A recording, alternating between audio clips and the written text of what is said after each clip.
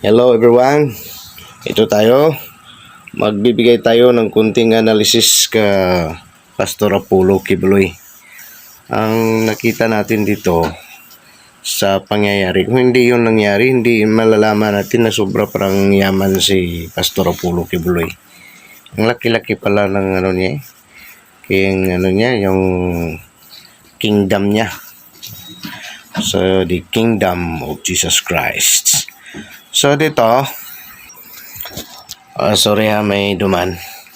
So dito, kung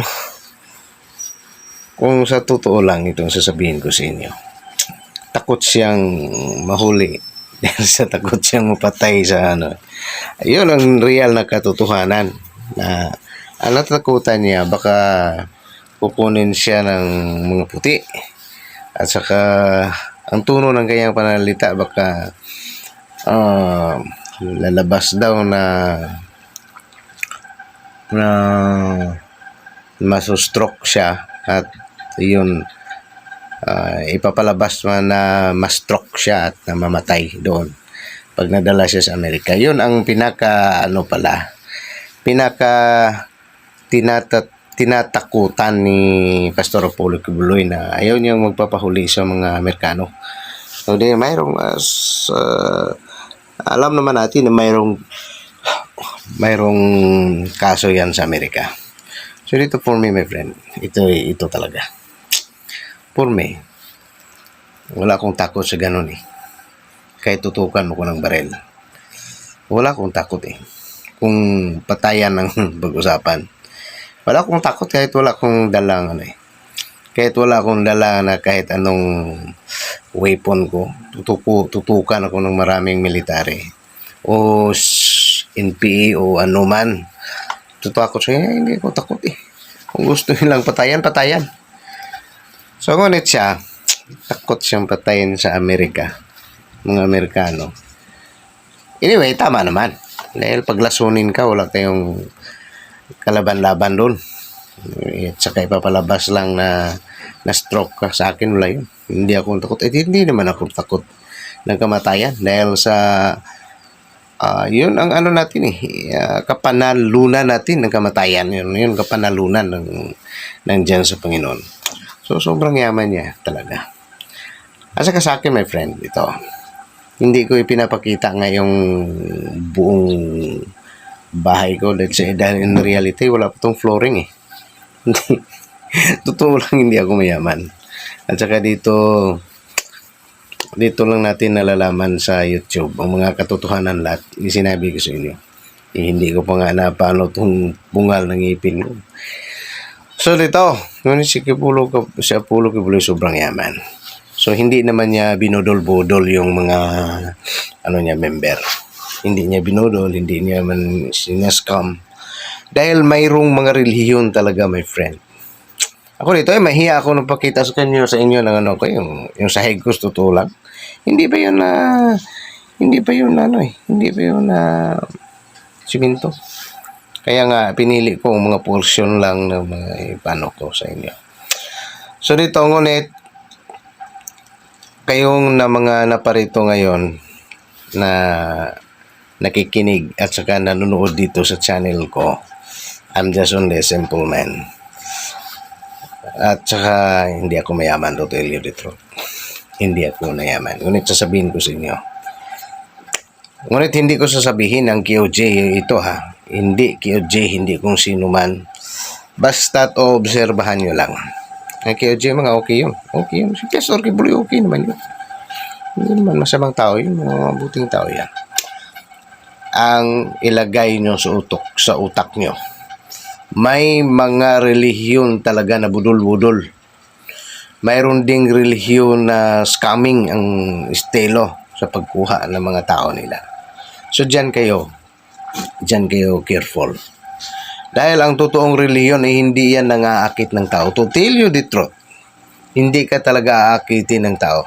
At saka kusa kang lalapit sa either group man yan or association man yan o religion yan. Kusa ka talagang lalapit dahil kayo mismo ay magkakaroon ng dictation from the above. Ganun. Yan ang totoo. Ngunit dito si Apollo Kibuloy, totoo naman siyang relihiyoso. Totoo yan. Magkakaroon ba yung maraming tao kung hindi yung relihiyoso? Kung obserbahan ba yung ng yung mga tao na masamang tao yan, sino pa naman ang sasama sa kanya? Okay ang tao yan. Yung relihiyosong tao. Ngunit behind the scene, hindi ko rin alam kung ano ang dahil ngunit sa pagtingin ko sa kanya mabuting tao, baka binayaran lang yun ang niya. Binayaran lang yun ng mga nagpa-file ng case against him. Hindi natin alam ang katotohanan eh. Ngunit ito lang ang ititiyak ko sa inyo. Kayo nga na mga naparito. Kung totoong anak siya, kung totoong appointed son of God, hindi niyo yan mahuli-huli. Hindi niyo yan mahuling-huli dahil walang imposible sa Panginoon. To tell you the truth, kahit ilang taong yung huhulihin yun, hindi nyo yan mahuling-huli. Yan, unless kung susoko yan.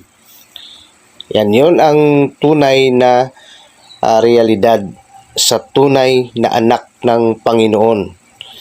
Kung gusto niyang hindi siya magpapahuli, hindi yun mahuling-huli nyo. Kahit hanggang sa kamatayan niya. So, manghuli nyo lang yun unless pag susoko na yun eh. So, yun ang realidad. Yun lang ang tandaan nyo. Kung mahuli siya, na hindi siya sumuko, hindi siya son of God. Hindi siya appointed son of God. Ngunit, kung susoko siya, mag-isip-isip ka, baka totoong appointed son of God siya. O Ngunit, kung nahuli yan, hindi yan sumuko, hindi yan appointed son of God. Yun lang ang tandaan nyo. Ilagay nyo yan sa isipan. Yan. Kung totoong son of God, appointed son of God, hihirapan. Hindi nyo talaga yan mahuling-huli si Pastor Apollo Kibuloy. Ngunit hindi natin alam hindi ko sinabi na masama yun si Apollo Kibuloy. As para sa inyo, mabuting tao yan. Dahil kung hindi mabuting tao yan, may mag-favor ba sa kanya? Maraming nag-favor sa kanya eh. Kahit nandyan sa gobyerno, nagpe-favor sa kanya. Yan. Yung hindi naman nagpe-favor sa kanya, hindi ka naman minamasama yun. Dahil baka minalaman din sila kung anong nalalaman nila. So sa kanila lang yun Ngunit ako'y nagbibigay lang tayo rito ng nagbibigay lang tayo dito ng mga analysis tungkol sa Apollo Kibuloy. At saka yun ang palatandaan nyo lang, tandaan nyo. Kung hindi siya appointed son of God, mahuli-huli yan. Mahuli talaga yan kahit anong strategy niya. Kahit anong strategy, kahit palitan niyang mukha niya, mahuli talaga yan. Yan. Si Master Ruben Buray Iglio nagpalit na yun ng mukha dahil hindi mo na yun nakita dahil sa wala na yung ngipin. Kilala pa, nahuli pa. Ayan. Si Pastor Apollo Kibuloy kahit magpalit yan ng mukha, mahuli at mahuli yan basta't hindi siya appointed son. Hindi siya totoong appointed son of God, mahuli yan. Baka hindi abot ng 5 taon, mahuli na yan.